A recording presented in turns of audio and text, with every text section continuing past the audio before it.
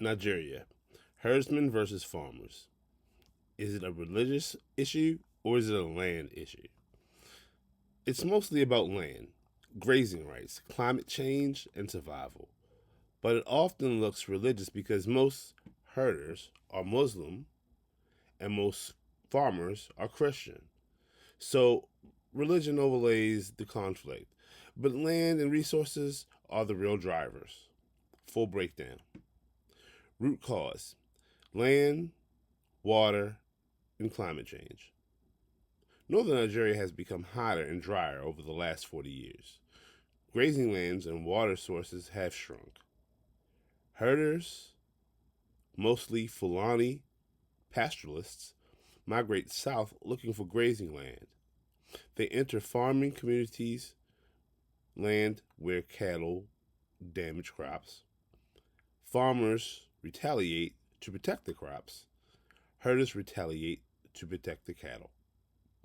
This is a classic ecological resource conflict. While religion seems to be involved,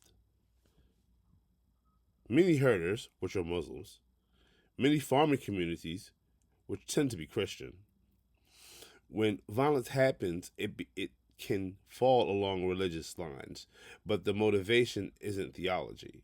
It's your cows destroyed my crops, or your farmland blocked my grazing route, or your group attacked my people last season. Things like that. Religion becomes a marker of identity, not the main cause. Then comes politics. Politics adds fuel. Local politicians sometimes frame the conflict as religious to gain support, encourage ethnic blame, use the violence to weaken rivals or control land. So political manipulation makes the situation worse.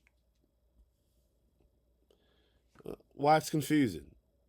Well, the crisis involves ethnicity, Fulani versus various farmer tribes, economics, crops versus cattle value, climate change, desertification pushing herders south, weak law enforcement, and religion as an identity marker.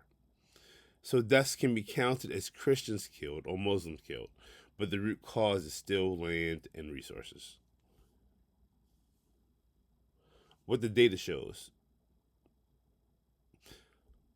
most academic studies conclude the conflict is fundamentally driven by environmental pressures and land use competition, not by religious ideology. However, because attackers and victims often belong to different religious groups, the conflict can appear to be religious.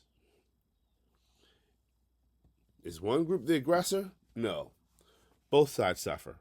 Herders lose cattle, their entire livelihood. Farmers lose crops, their food and income. Both groups retaliate, leading to cycles of violence. There's there's no single villain. It's a resource conflict that has escalated. In one sentence, it's not a holy war. It's a land survival and climate change conflict that becomes framed as religious because identity lines match religious divisions.